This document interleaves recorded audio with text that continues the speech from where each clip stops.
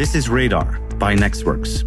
I'm your host, Steven van Bellegem, and every month, my friends at nexxworks and I bring you the latest developments in technology, business, and everything related to innovation. Hi, everyone. Welcome in a new episode of our monthly podcast, Radar by nexxworks. Thank you for tuning in. Thanks for listening. And today I have here with me Pascal Koppens, our China expert, and Julie Vence de Vos, who is our CEO of nexxworks. Hey, Pascal and Julie. Morning, Hi. Steven. How are you guys? Great. Great. Good to hear. Good to hear. I am still super excited after our Web3 tour that we had last week. Julie, we spent 2 days in London together with 50 entrepreneurs, 50 business people to discover the ins and outs of Web3 and the Metaverse. And I'm still really excited about it because I had the chance to talk with some of the people who went with us on this trip. And, you know, all those people, their minds were like exploding after hearing talk after talk about blockchain and NFTs and virtual worlds. But more importantly, most people had the feeling that they finally understood what it was about. And I think we all shared the same feeling. We all had the feeling that we were back in the year 2000 or the year 2001 when the internet just came out. And I remember the days I worked at Insights Consulting back then, and I had to do research about the internet and how many people were using it. And then we had to convince companies that the internet was really important.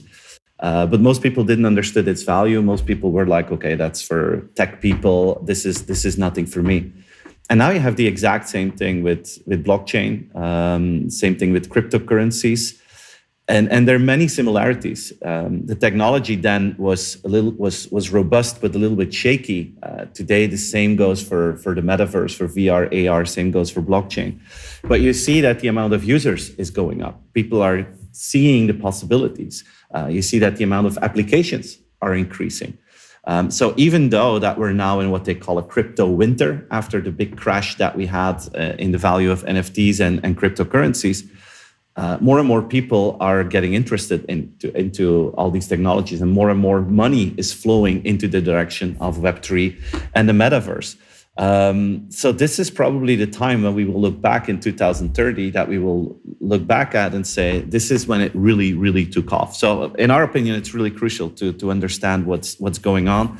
And I learned a lot during the tour myself. Like I was really impressed, Julie. I don't know what your opinion was by Ira Ariela Key, a Ukrainian entrepreneur, a fantastic lady that explained everything to us in a fantastic way.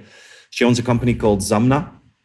And her opinion, I think, is very simple, but it's the essence what Web3 is about.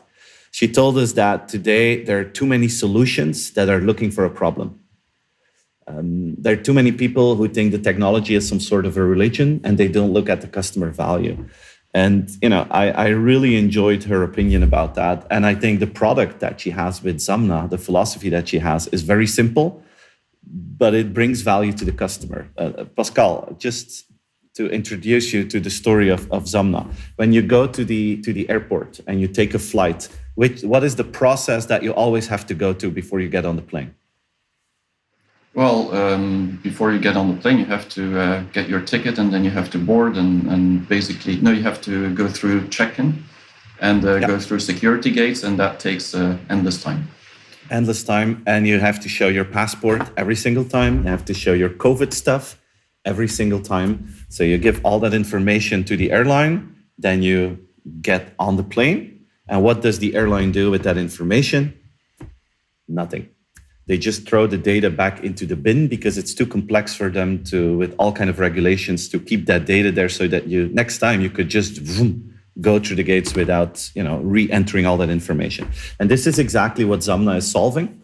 They put all that personal information on the blockchain, so you can use that data over and over again, identify yourself in a very convenient way, so you save out the time of, the administrational process every single time.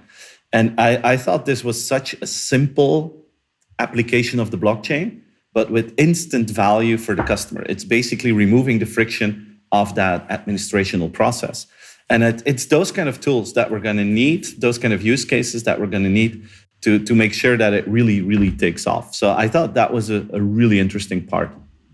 Question on that, maybe Stephen, because I love how you mention or pinpoint on simplicity. And I think if we look at the last 5 years or 10 years even, it was all about, and definitely your story in terms of customer experience as well, about the interfaces that should be smooth and convenient and easy.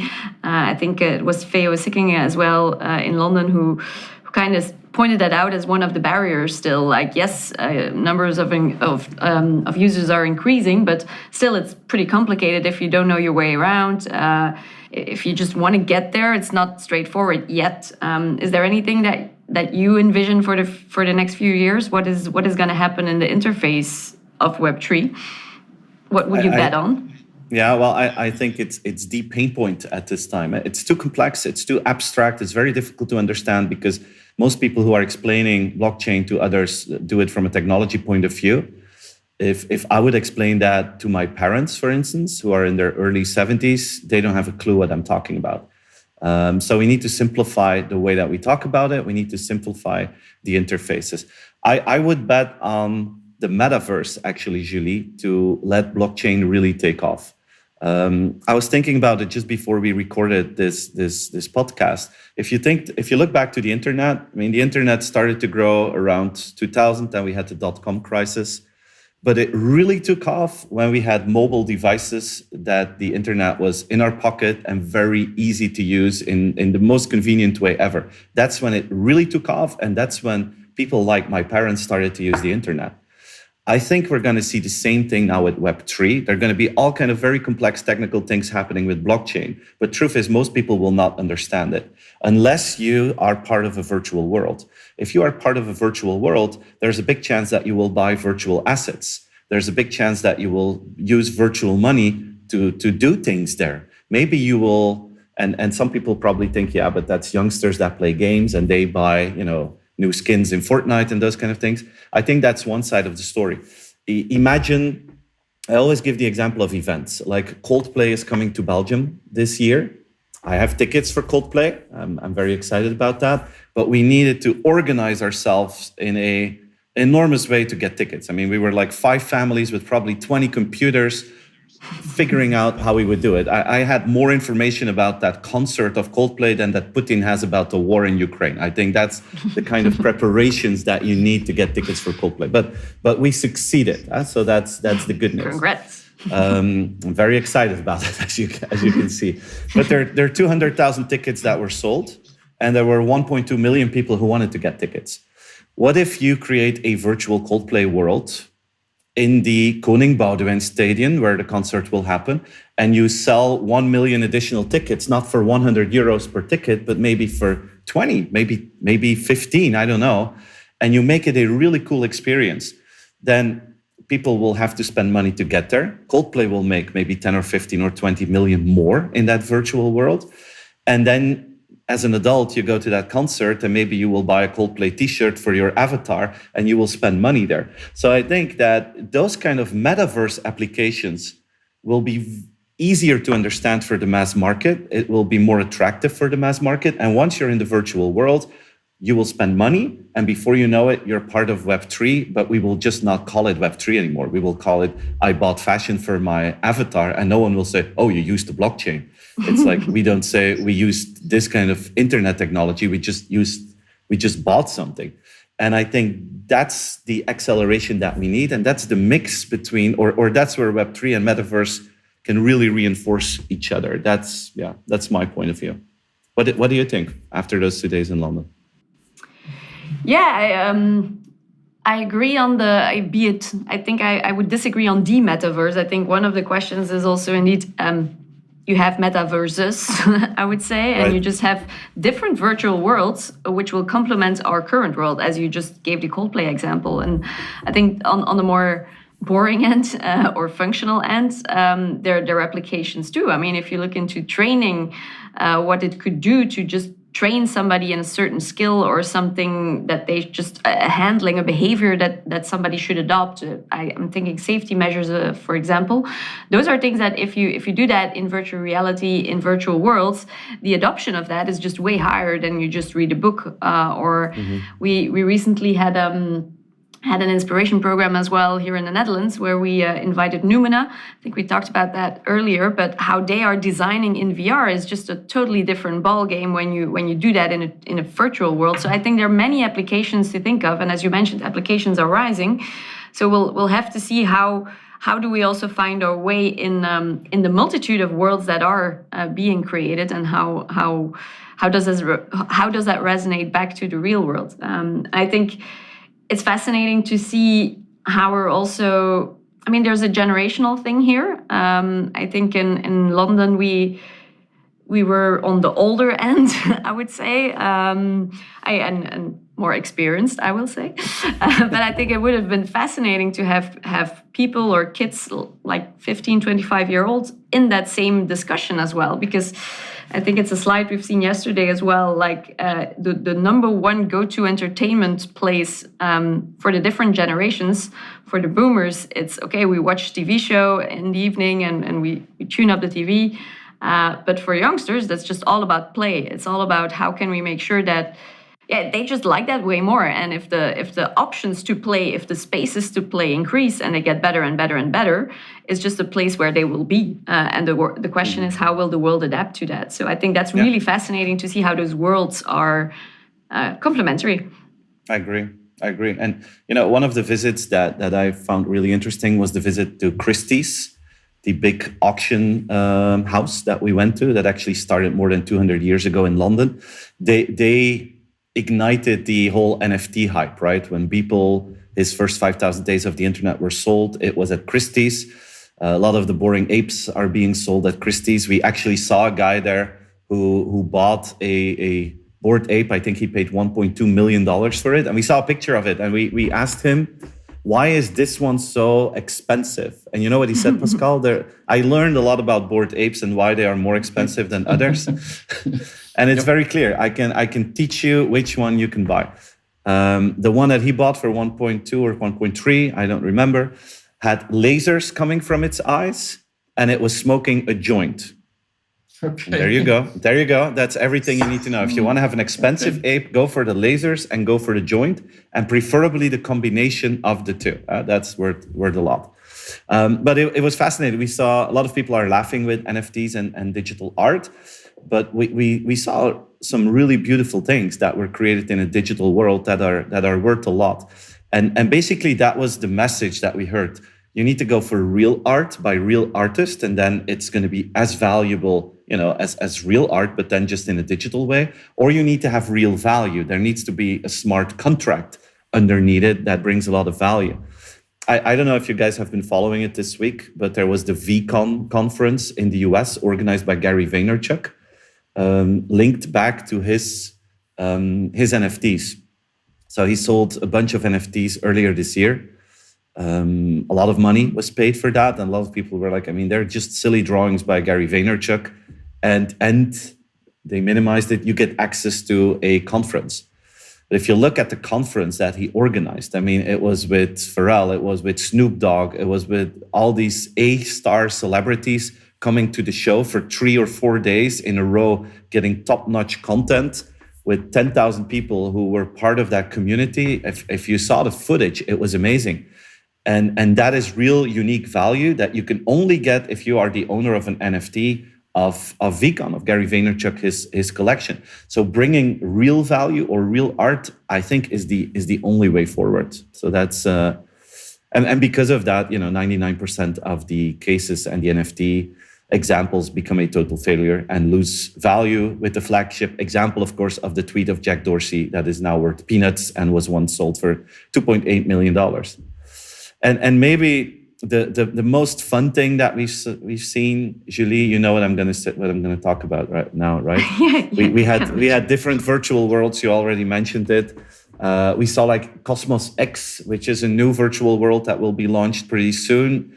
It's like a big shopping mall, entertainment place that they built, and they use a smart strategy. They're going to attract what was it, 10,000 influencers with more than 1 million followers. And they will give those influencers the opportunity to start their own business in that virtual world. So they can open up a virtual boutique, virtual fashion store. They can host events in Cosmos X, and they can make money, and their followers can be part of that community. So I thought that was a smart strategy to create traffic and to create this new economy on that platform.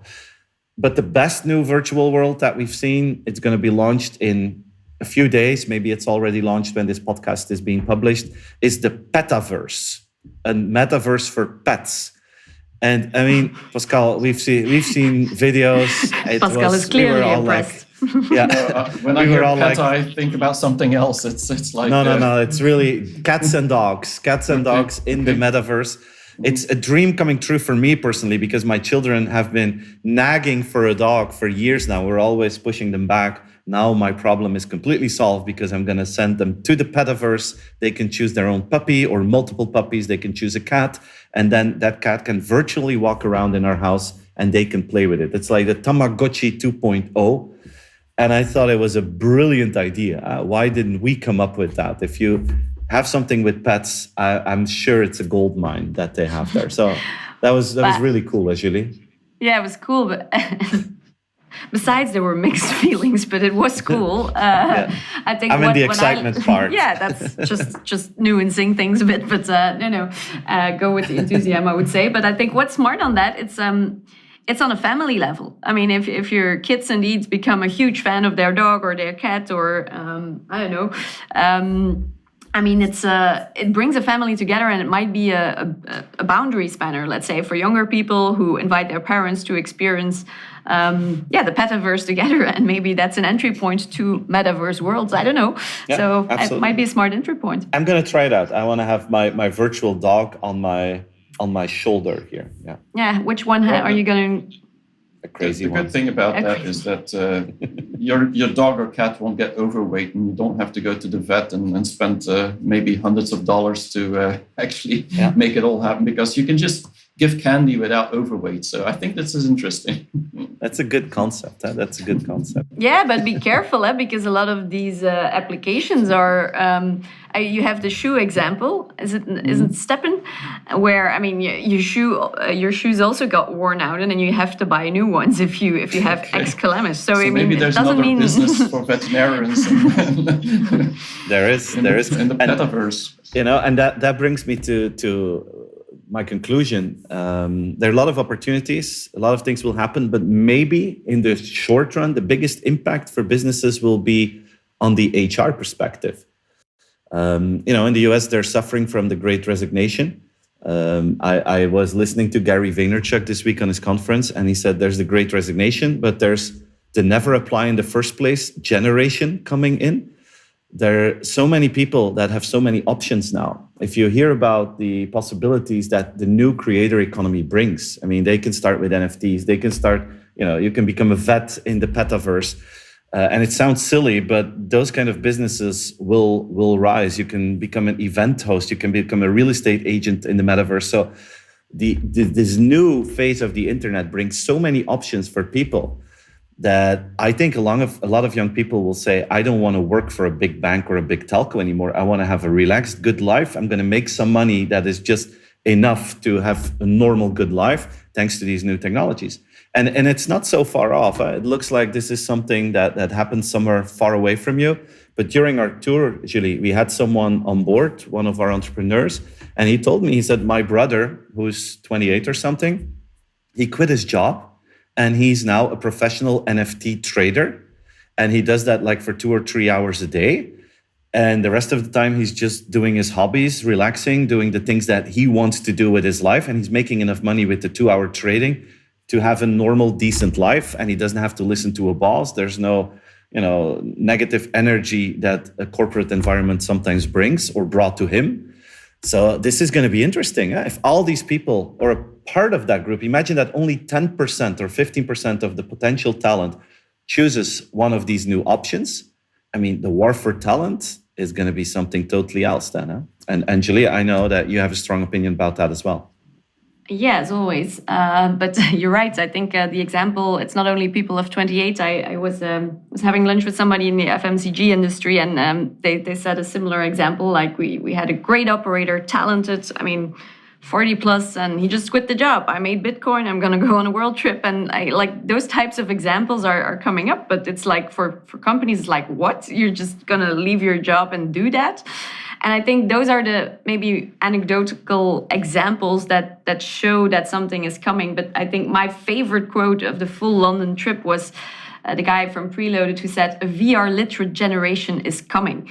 And I think that is one sentence that companies really should take with them. We hear stories that sometimes people can't onboard in companies because they don't have a master degree and they want to hire them, but the system says if you don't have a master degree, you cannot onboard in this company. Well, those types of examples are way off of a VR literate generation that is coming. So I think if we see the war for talent, if we see how corporates today are struggling to find people, we had 2 interns saying goodbye to nexxworks yesterday, and I was also asking like, where are you going to work? And like the last possible example or company that they mentioned was a corporate. It was like, no, why would I work in a corporate? And it struck me. It was like, wow, in back in the days that was one of the first options. So those signals, I think, show that companies really should make sure that they are aware that there's another generation that is used to other experiences, to other interfaces. And one of those interfaces will be these virtual worlds. And how are you going to organize work related to those worlds? How are you going to make sure that the work that they do is exciting enough for them, that they don't want to go for the alternatives that you mentioned, that they don't want to go for the new alternatives that are shaping in the VR world. So I think that's a huge challenge or opportunity as well, I think, for a lot of companies. If you're aware of that and you start thinking about that, that might also be a USP for your company to attract talent. Same for... Sorry, go ahead. No, it's. I think companies underestimate the B2B possibilities of Metaverse. And we're talking about gaming and all those possibilities. But if you look at Teams, for instance, how Microsoft is planning out to move forward, in 6 months, we're going to have avatars that we can use instead of our real videos. And then the next phase is doing that in 3D. And then you're in a cartoon world. And I saw a message in our WhatsApp group of our tour of Wonderman Thompson. Mm-hmm. They created a B2B metaverse to invite new talents and to tour them around in the metaverse and do first interviews or do first conversations in the metaverse. It's those kind of things that will be important to experiment with. Absolutely. But I'm sorry I interrupted you. So please go ahead. No, and just adding examples to the mix, I think the other one was how do you pay people? Because some of them might want to be starting to consider, I want to be paid in crypto, or I want to be paid this way, or in tokens, or imagine what that contract would look like. And it's going to be exciting for certain departments and companies, that's for sure. Absolutely. But Pascal, if you hear us speak about what we've seen in London, do you see similarities in China or big differences that are totally different than the description that Julie and me just gave you? No, I see the same trend in China, and it's a too long story to get into that now. But definitely, the literacy rates, I'm 100% with that, and because people need to be more literate on what's happening there. If you look at a completely different thing like live streaming, this is an example in China where you can really see that if you can't live stream as an employee, you just won't get a job anymore. And I think the same will happen in the whole meta world. It's just we're not going through that live streaming environment as China is, but it's the same thing. And it's also the virtual world is also more natural because that online and offline world in China has been merging for a long time with gaming and with a lot of AR and stuff like that that's been ongoing. So I've seen it happening in China already for a few years. And definitely, they're also on the same trend, the Tencents, the Alibaba. So I see the exact same thing when it comes to NFTs. It's very clear all about collectibles because crypto isn't so nice in China. They don't really like that. So they go really about creating value. So it has to be about creation. It has to be about value. It has to be about something that's meaningful for the company, for the creator, for the society. And so yes, I do see some of these business models that are coming that are really going very aligned with what you're just saying. So for me, this is just very, very similar. Just maybe one thing on the blockchain, one thing that is not related to this meta virtual world completely, but which is really taking off in China, is this whole cross-border trade. And that was because you were talking about the airplane example, boarding a plane. Well, cross-border trade is a big thing in China now, where blockchain is being used, exactly like you explained, to speed up the whole customs. Okay. And today, instead of days, it's now minutes to do cross-border trade through Hainan primarily, and many of these special economic zones. So I already see this happening. But this has a lot to do also with 5G, it has to do with IoT, with AI, with all the things that basically make it more efficient and make it cheaper. And I think that the word cheap or less expensive is something that I see in China as a priority to go into this metaverse. It's just more efficient and cheaper. And just like you say with Gary Vee, you can just sell more tickets. So that's an economic benefit. Yeah. But all right, man, cool. Thanks for sharing. Imagine. On that, I just had yesterday I had a meeting with a large Scandinavian company, and the guy was head of tax. But imagine, what is this going to be with all these virtual worlds? His issue was like, hey, I'm taxed in my own company and I have a dispute because they want the profits that I make in another European country. They want to tax that in my country.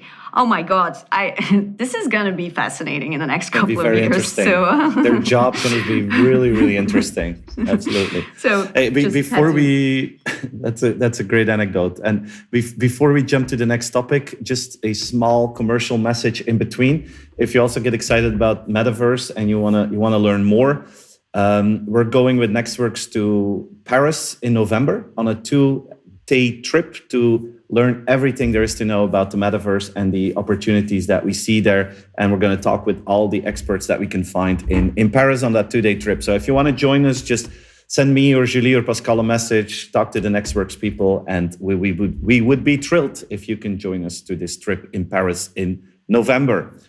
So far for the commercial messages, but let's talk about some commercial activities. Pascal, tell us everything there is to know about Chinese Valentine and the crazy, endless shopping festivals that are popping up everywhere. Yeah, no, Stephen, it's very interesting to see the whole e-commerce booming in China for many, many years. And one of the reasons that e-commerce has been booming has to do with the shopping festivals. We always think it's the Alibabas and so on that are creating this e-commerce thing, but it's really the festivals that get people to buy. And as you said, I mean, there's an endless number of shopping festivals in China. And we know, of course, the Singles Day, November 11, from Alibaba. That's the most well-known one, which last year they sold for $74 billion in just one shopping festival, like the GDP of certain countries in the world. And so it's an amazing amount. But China has a lot of shopping festivals. And the interesting thing is that this is a relationship family thing, meaning that even on Singles Day, most people will buy for the whole family because the discounts are so much very often and the benefits that they will buy for like 6 months of products like toilet paper or whatever you need for the next 6 months. You'll just buy it in one shopping festival. But every single month, pretty much, there's a shopping festival. I mean, they have the same festivals as we have to start with, like a New Year. They also have Chinese New Year, of course. There's Christmas. There's normal Valentine's Day. There's Mother's Day. There's Women's Day. There's Children's Day. There's no Father's Day, but there's Man's Festival. So there's something else. But there's a lot of festivals that are also specifically linked to a specific date that is linked to a specific company. And this could be an idea also for the West, for many, many places. But for example, the 418, they're all numbers in China. They love numbers. It's all about symbols. But 418 is the Suning Festival. And Suning is actually the the largest online retailer for home appliances. So anything you want in your home. And so they have one on 418. They also have one on 818. Chinese love the number 8. I don't know if you know that, but 8 means lucky. in China, in Chinese, because it's Ba, and in Chinese, Fa. Fa is actually means lucky, and 8 is pronounced Ba. So Ba and Fa, it's the same thing. So basically, in Chinese, they feel like anything that's 8 is related to luck. So 818 is a great festival. You remember the 2008 Olympic Games in Beijing? Well, that was on the 8th of August in 2008, and it was introduced with 888 drummers to actually open the festival. So 8 is an important number. Just remember that. So another number with 8 is 618. So on the 18th of June. And by the way, so the 418 is on the 18th of April. The 818 is on the 18th of August. And 618 is on the 18th of June. And that's from JD. JD.com, the Amazon of China. And so that's their day that they were founded on the 18th of June. And so also all these companies always get founded on an 8 date, 18th or 8 or the 28, but there has to be an 8. You want to get founded on the 8th and probably at 8 in the a.m. in the morning or 8 p.m. in the evening. So that's the day you start. There's also a festival that Alibaba created called 999. And that's because in 9 in Chinese is Jiu, and Jiu is the same pronunciation as wine. And so 99 is the wine and alcohol festival. So really great festival to have, but because everything of alcohol is a lot cheaper. Of course, there's Black Friday in the West. And Chinese thought, well, if they have Black Friday in the West, well, we'll have Red Friday in the East. And so there's a festival called Red Friday on the 25th of November.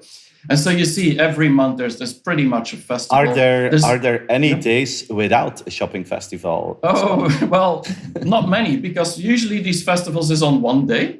But then there's like Singles Day. It was one day on the 11th of November. But then they said, well, we're going to have pre-sales.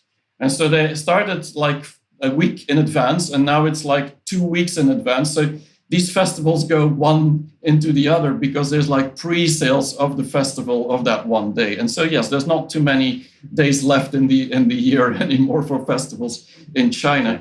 But the one I wanted to talk to you about is about, it's 520. And 520 in Chinese, Wu Erling, sounds a little bit like Wo Ai Ni. I mean, it's far-fetched, but that's how the Chinese feel it. And Wo Ai Ni means I love you. And so this is the Chinese Valentine. So they have the Western Valentine on the 14th of February, just like we have. And then on the 20th of May, that was just now, there's actually the Chinese Valentine. They call it the Chinese Internet Valentine Day because it's mainly aimed at young people. And it's mainly aimed at sharing everything that you want to share as love with the people that you love. And so they call it Love Expression Day. And so you have to give something on that festival to your wife or your girlfriend or your mistress or your favorite goddess, whatever you think of. I mean, it has to be woman, man, but this is kind of the 520 day that is celebrated. And this Love Expression Day is pretty important. Talking about pets, just you were talking about pets. This is the moment where actually the young generation is spending as much on pets as on flowers for Valentine. So this is really about giving things to others. And I Love You was actually an original song from a Taiwanese singer. So it's nothing to do with culture of China. It's just something new. But do you know what the city of love is in China? No idea. No idea. Okay. Yeah, no idea. Julie, any idea? No? Shanghai. Shanghai. No, Shanghai is the city of... Shanghai is a shopping mall of China. But No, the city of love is called Chengdu. And Chengdu is in the west of China. Well, usually in China, all these cities, they're like 10, 15... I mean, Chengdu is like 17 million people. But unless we have a global pandemic, we don't hear about these cities and we don't know what they're all about. So we now all know Wuhan, but Chengdu is the next city to know because it's the city of love. And it's the city of love because, I mean, you know probably the pandas, the Chinese pandas. Well, they're coming from Chengdu. And so it's a beautiful scenery. It's also the place where the hot food comes from. And as every Chinese know, all the beautiful women are coming from Chengdu. So this is where the Love Festival probably comes from. But this is typically a city which is promoting itself on the 20th of May to really say like, okay, this is the moment that we need to push all the fashion and luxury and beauty and every product that the whole China has to actually give to our loved ones. And so they're setting this trend. And so this is going really crazy, but it's all about just making sure that this is a lucky day. And the interesting thing about 520 is also, and that's another anecdote I want to give because there's lots of symbols in China, is that Chengdu has become the city of love. But one of the other things about the 520 is that this is the moment where couples often decide to marry on. And so where we in the West, we say, okay, we're going to find a day for our marriage, which is probably going to be a beautiful day outside. So we want to have it in spring or summer or some place where we think it's nice. Well, in China, it's like 520 is the moment to actually marry because it's love day. And so this is great moment. And probably at 8 p.m. in the evening, so or 8 a.m. in the morning. And so what they do in China is they will have like hundreds or thousands of couples marrying together in one big place. Wow. And so they will all go to the city hall at the same time. It's like traffic jam to get there, just because they all believe if they marry that moment, their life, I mean, they will stay together because that's a symbolic moment. So there's a lot of symbolism in there. But the story is really about there's so many shopping festivals, but a lot has to do with relationships. A lot has to do with family and friends and how you give things to people. And so there's a real emotional concept to it. And that brings me to the fact that Chinese brands are using these festivals to have a cultural competition with Western brands because they believe that these shows the Chinese culture coming up. And so they will actually use these festivals to say, we understand the Chinese customer and the Chinese user better than the Western brands. And so it is becoming a cultural competitive landscape to use the emotional and symbolic numbers in China. So this gives you just an idea. Sorry. Do you see Western brands also trying to jump on that wagon? Like, I could imagine Neuhaus is in China, that they would have special, Love Day celebrations or Valentine Day celebration packages that they sell. Do they try to jump on that wagon as well? Yeah, 100%. Most of the specifically in cosmetics and all the more emotional brands, just like Neuhaus and so on, I mean, they will use these Valentine days because there's two of them in China, and they will use these days to actually promote their goods. But it's because the Chinese brands have a little bit more knowledge or expertise on what is happening on social media and the latest trends and whatever, that they're often doing a better job at it. Perfect Diary is an example of a cosmetic brand that came out with a beautiful box of cosmetics with all kind of jewelry and really beautiful. And they've been selling like thousands and thousands, probably hundreds of thousands on these days. And so these are, and going back to NFTs, these are like collectibles. And this is actually real products, but now they're going into that virtual world as well. And so we're going to have a virtual Chinese, probably Valentine's Day very, very soon coming up, maybe next year. Cool. Wow, great story. The only question I still had was about the mass weddings, Pascal. Is that then only in Chengdu, or is that all over China? All over China. So they organize these weddings on symbolic days, and so when it's fortunate to wed, then basically everybody goes on that same day, and it's really funny because then you have all these photographers taking pictures of 30, 50 couples all marrying at the same time, and it's hilarious.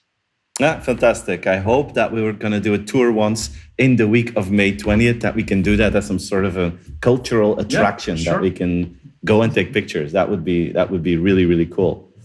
Noted the ID, so you go to noted the ID, so you can now subscribe for Paris the Metaverse or Marrying in China in May 2023. You can even take your fiancé with us and get married there during that ceremony. We can take care of everything. A couple tour. We should try that. We should try that. Now, talking about spending time together with friends and colleagues, yesterday I was at a big bank somewhere in Europe, and we were talking about people coming back or not coming back to the office. And on average, they had about 30 to 40% of their teams in the office, even though everyone's invited to come. But the crazy thing is that all the people that are then sitting at their desk in the office, they're all doing online meetings with all the people that are still at home. So they were like, why should we come here if all the others are at home? So it's like becoming a negative, trend that less and less people are coming because they're like, I'm not seeing people here anyway, so I might as well stay home. So for them, it's becoming a really, really big challenge to see how are we going to create engagement? How will we do this? What is going to be the norm? And I know, Julie, this is a trend that you're following week after week. You shared your knowledge multiple times with us. What's the current status? What do you see that is happening with going back to the office right now? The battle is very real. I think that 30-40%, it's sort of the average that is in the market in the US and London, where things are like at 40% people back in the office in general. So I think that's a bit aligned, I would say.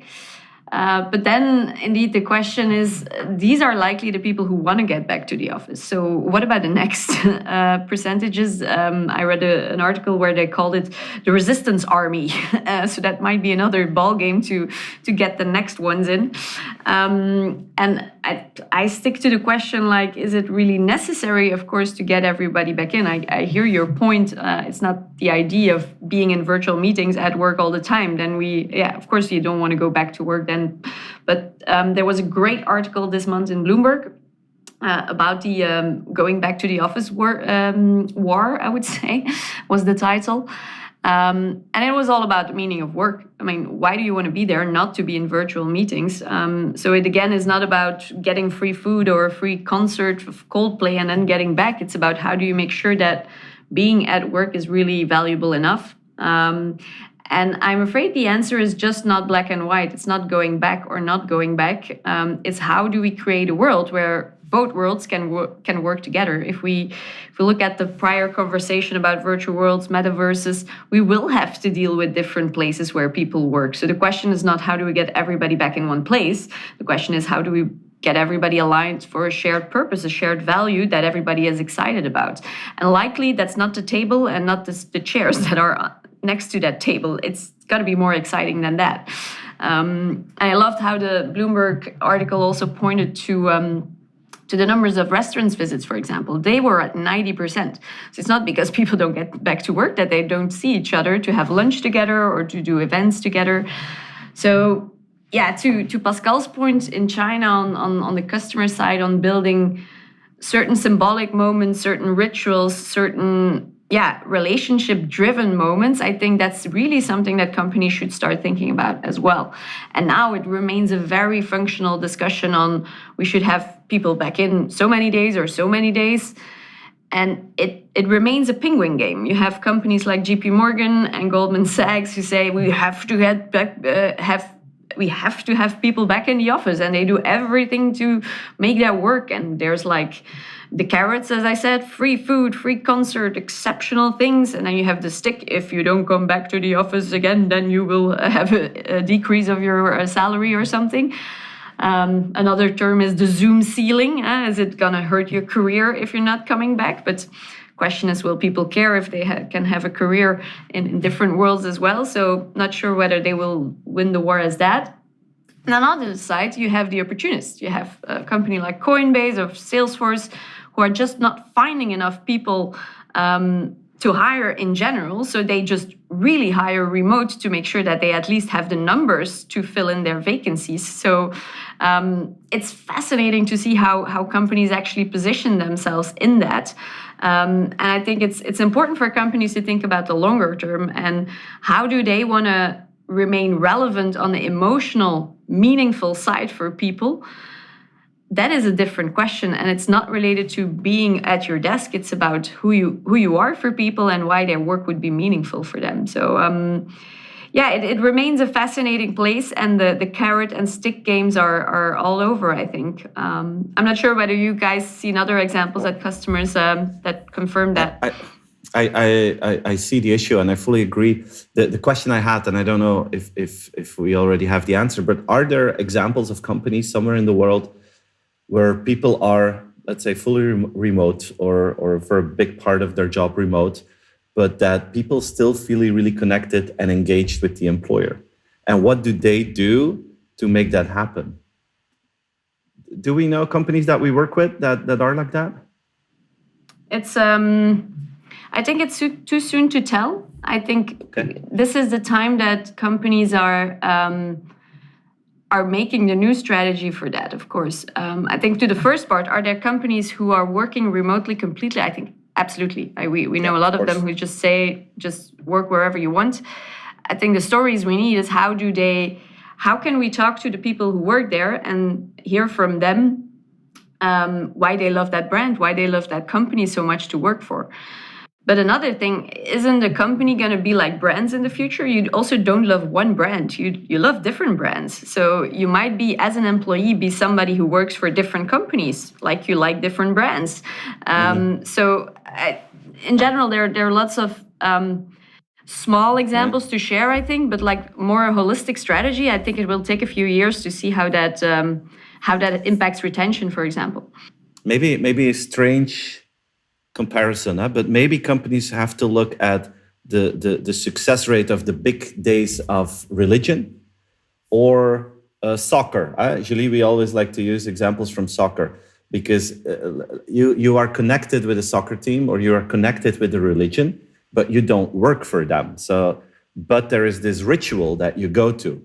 People who are really into religion every week or some every day, but let's say every week or every 2 weeks, you go to the ritual in church or or any other place that you come together to share your beliefs, or you go to the soccer stadium and you're part of the ritual and the one game.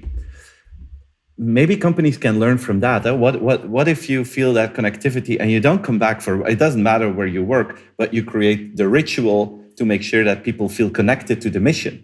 And every week, maybe you have this moment where you have this come together to create a common belief.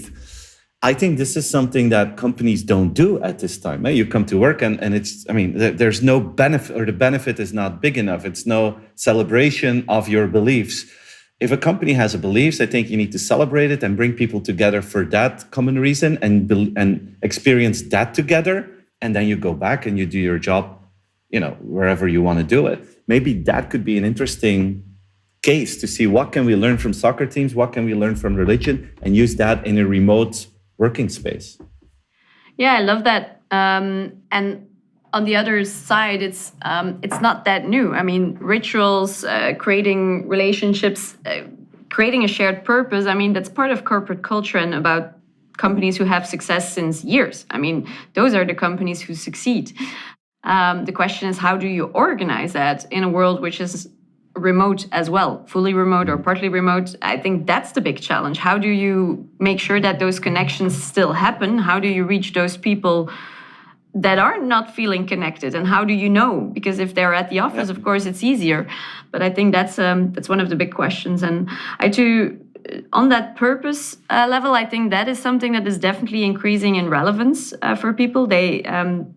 People want to work for companies that have a purpose that goes beyond making just money. If that is your only, if that's the only goal of your company, I just want to make money, but you don't give back to society, you don't have a higher purpose, it just affects your talent rates. So make sure that you are here for a reason and that you have a license to operate that is bigger than just the economical one.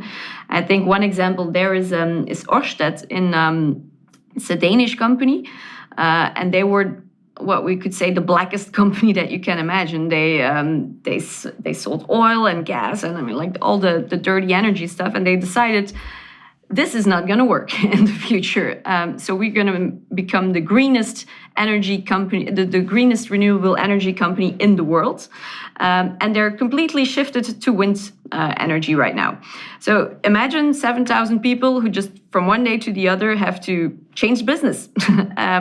But the fact that they are so serious about that, and also make sure that in anything that they do, that they take their responsibility there, that alone creates a connection with the people who work there. If you don't like that purpose, you don't work there, be it remote or be it in the office. So I think the question is just not the place where you work, it's just the meaning of your work. And the communication behind it. I mean, why couldn't the CEO copy-paste the Zelensky-style communication?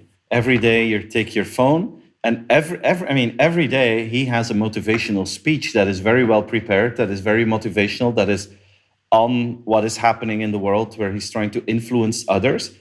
I mean, he does that every day. And it's not just taking his phone and saying something. It is well thought of. And every day it supports and builds on the story. And I'm sure everyone in Ukraine is watching that.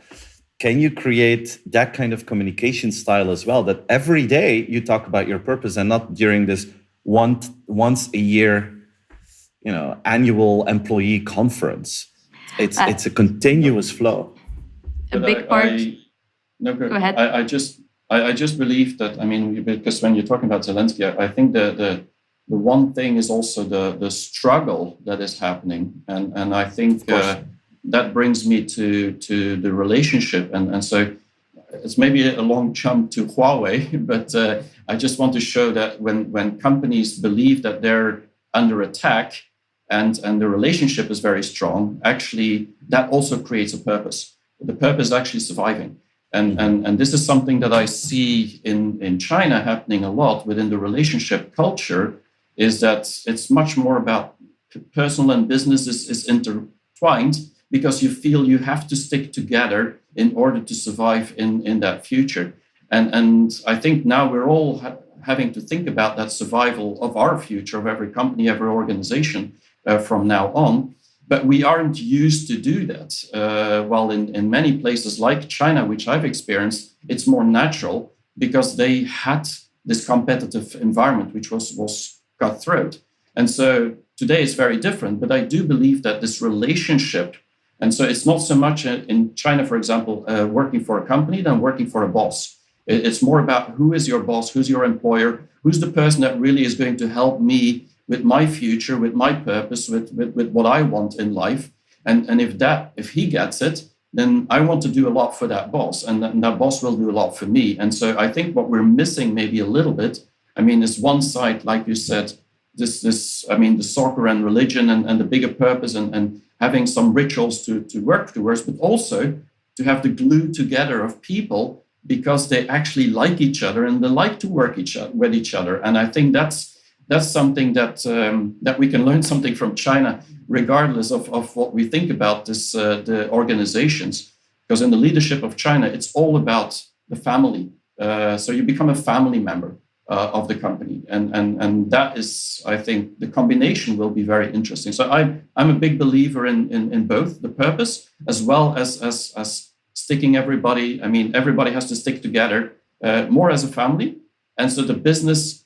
The work-life balance maybe should be different than say, I do have enough personal time opposed to my work, but actually I don't see that much difference anymore between work and life and personal life, because it's all natural to me. And so I think that's maybe the direction that some companies should be going to. Yeah, just to add on that, I think it's just another example. We were, a couple of years ago, we were on a trip with a healthcare company about leadership. And there was a guy who said, hey, actually, I'm just a storyteller. I'm an entertainer, because we went to Google as well. And how they did that is with the Friday Talks, the TGI Friday. That was a global virtual thing as well. The teams in Europe, in Asia, also watched those sessions. And it was a great ritual to actually get everybody together, and those rituals, those symbols, those routines really helped to make sure that everybody stayed on the same pace. And I think those types of things have just enormously increased in relevance and an importance in a world that is so remote. It's just something that companies are not used to yet. But on the strategic part, we're seeing the same things. We're doing a lot of strategic work for companies where they're, on the one hand, are thinking, okay, where is this company going? What should our purpose be, as you mentioned? But on the other hand, how do we create those relationships internally? How do we make sure that everybody is engaged? Because both of them are speeding up. Strategies are changing faster, so also communication has to be way much faster. Take the example of Zelensky. You cannot wait a year to just give an update on the war, It's just a daily thing. And so the fact that that pace is so rapidly increasing is just a very, very big challenge for a lot of companies of a certain size as well. So I think the video idea is a great one, and I think we should just start to get creative with those types of rituals. Pascal, I just wanted to ask you a question about this topic because Julie talked a lot about Great Resignation, war for talent exploding, very difficult for companies in the West to find people. Every company is complaining about it. I read this article about China, and it said there's this record high number of college graduates that are having a challenge to find work. Is this talent thing a Western problem? And is that then completely opposite in China? How is that? How's that situation? Yeah, so in China, there's a lot of people, just graduates, that have a real hard time to find jobs right now. I mean, there's 11 million people graduating from university every year. So that's a lot of new jobs that need to be created every single year. And in the boom of China, that was easy. I mean, everybody joined Tencent and Alibaba and all the big companies. But right now, many of these tech companies are actually downsizing. This is a very big thing for China, that there are layoffs. So many of these tech companies, Tencent, Alibaba, JD, a lot of them are laying off people right now. A lot has to do with the tech regulation and crackdowns and lockdowns, and of course the whole world that has changed a little bit. I mean, you see that a little bit everywhere. And so it's hard for them to find a new job. And so the unemployment rate has been through the roof the past year. And so now on the whole, China, it's about 5.5%, which is still acceptable. Although for a communist country, it should be at zero. I mean, everybody should have a job, or at least the Communist Party would love that. But it's at 5.5. But for the young people, younger than 24 years old, we're talking about 18 to 19% of the graduates that don't find a job in the first years. So that is a huge amount of people that actually are jobless.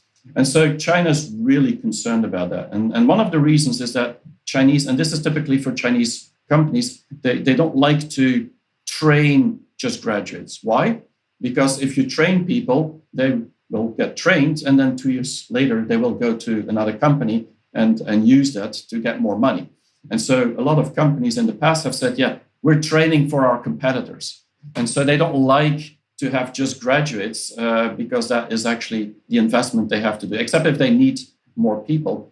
But the government is now stepping in.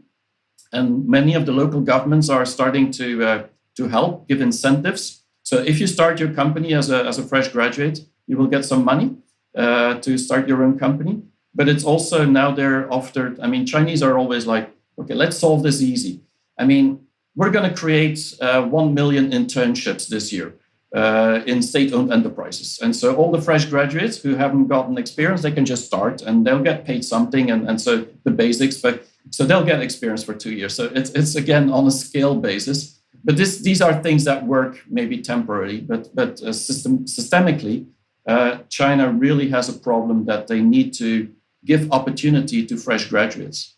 And this is where I think over time, the creative and the gig economy will take care of much of that, because you see Chinese going into that mode as well. But this is not typically what their parents want. So the parents of the Chinese that are typically still very traditional, they say, yeah, you should start with a state-owned enterprise or go and work for Chinese bank. You will get a great future. And so there's a lot of traditional reasons why these graduates do not go into the gig economy or the freelance economy directly, or the creative industries, and they wait a few times, and that's why they're unemployed. But it is a big issue in China. And I think that's specifically with the fact that the demographics is a problem in China, where there's more and more old people, and if the young people don't work, I mean, you have an issue. So they're trying to tackle it. But the tech layoffs is the big issue for this year. Okay. Thanks for clarifying that. I'm going to stay with you, Pascal, for our last topic of this episode. President Biden was in some Asian countries this week, and it became the start of the launch of what they call the Indo-Pacific Economic Framework for Prosperity. That's a mouthful, very difficult for me to pronounce that. You told me, Stephen, we need to add this topic because it will change the world. So Pascal, tell us, how will this change the world? Well, we have to add it because it won't change the world, but it's supposed to change the world. So, meaning that Biden wants to change the world, but the Chinese are already saying this is never going to happen. But the reality is that the Indo-Pacific Economic Framework, or IPEF, is again one of these acronyms that is being used to have an agreement between many countries in the world. And I think I wanted to mention it because it's an important agreement or an important step to understand that the world is changing. And so what Biden has done this week is he went to Japan, South Korea. He did an Asia tour. When he was on his election campaign, he promised basically that he would focus on Asia as his international policy, because he sees China as the biggest competitor. And the US influence in the Asian region is for critical importance for the US.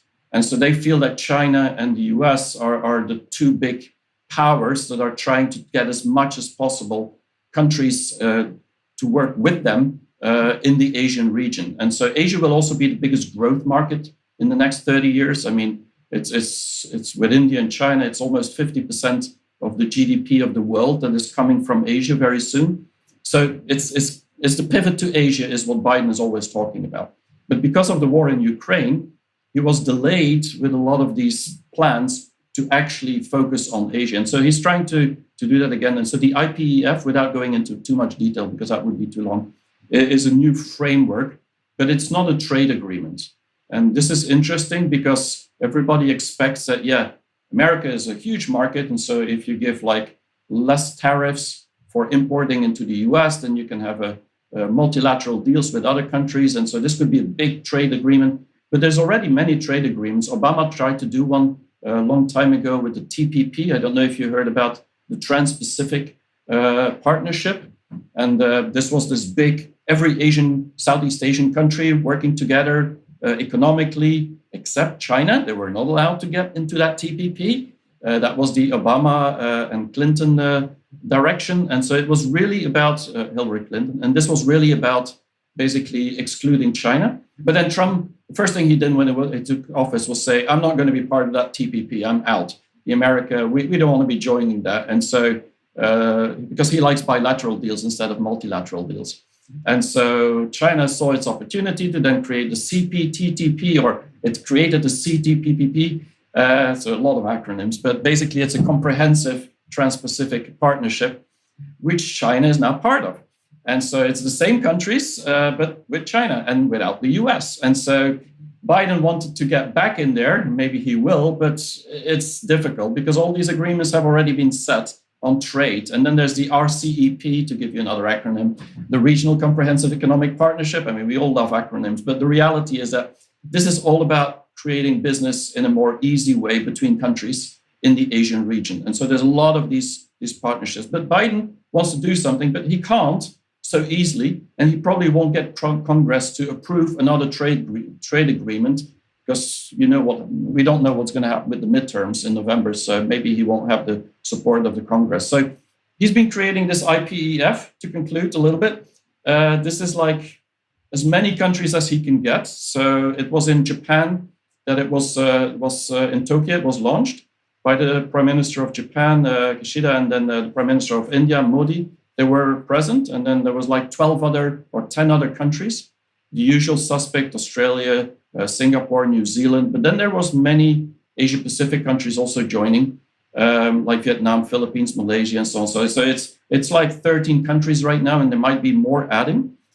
And this is like 4 pillars he's talking about. And so it's a connected economy.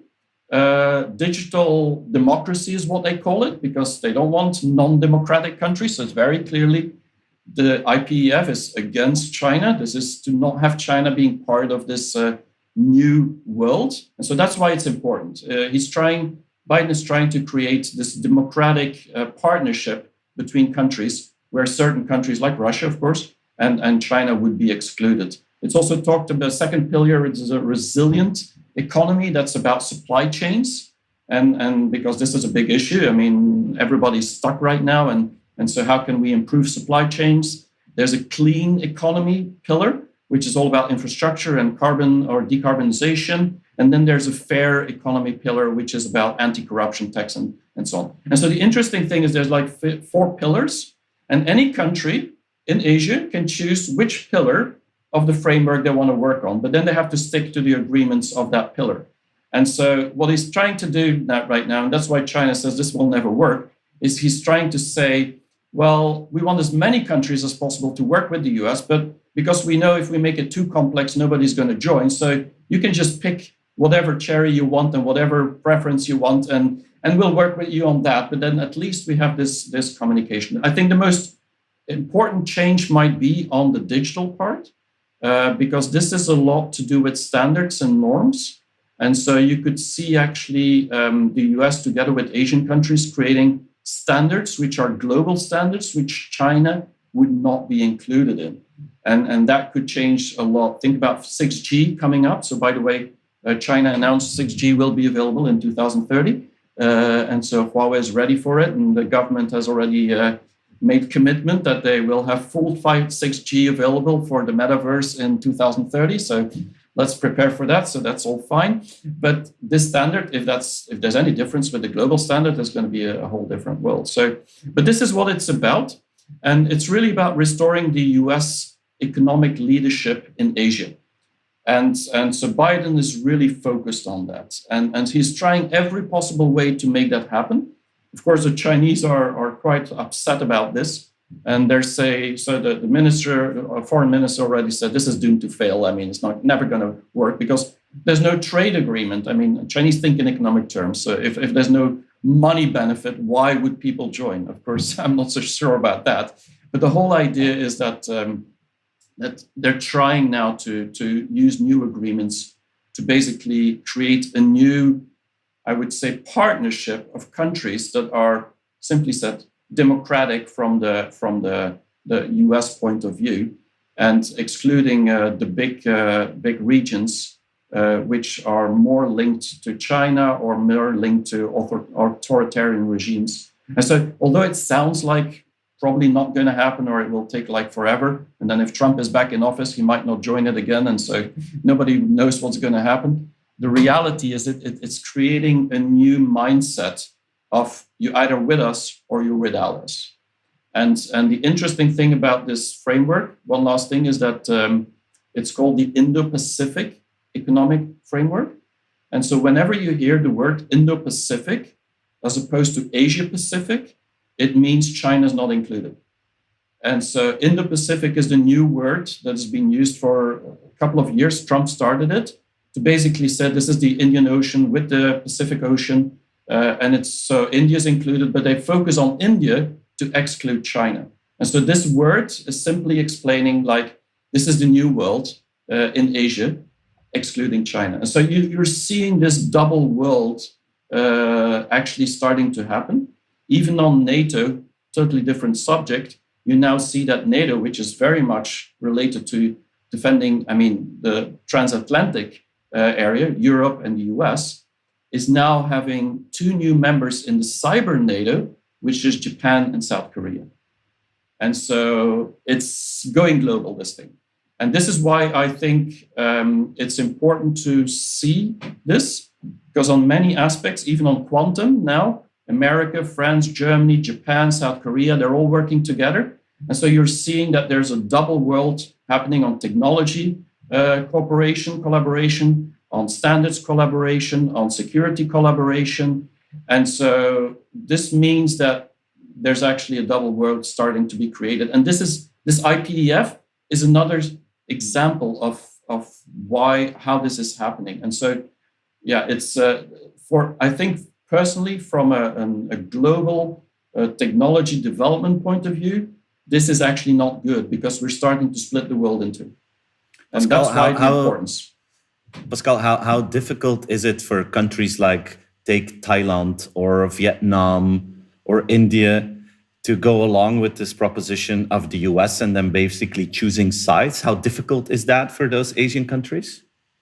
Well, extremely difficult for some of them. And that's why Biden has created this 4 pillars and say you can join whatever you want. Because if you would say it's either us or the others, most countries in Asia would not leave the Chinese influence because they make too much money from China still. I mean, from selling into China, but also producing for factories that have left China. Think about Vietnam. So it's really hard for them to pick and choose. The only 2 countries that are pretty US-centric first of all, Japan.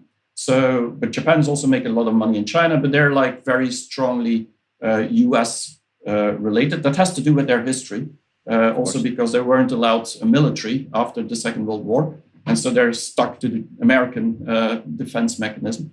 And then also you have Singapore and South Korea. These are also very much to the American direction. But every other country in Asia, except, Taiwan, which of course is not a country officially, every other country in Asia is kind of trying to go on both directions. Yeah. And so it's a power play.